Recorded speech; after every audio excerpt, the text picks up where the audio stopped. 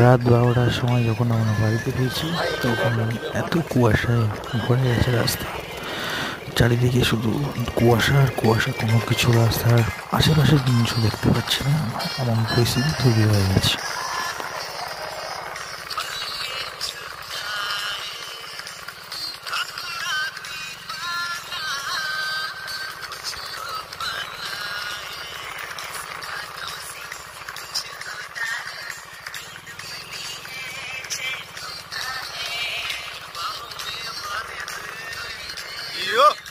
দেখা যাচ্ছে না।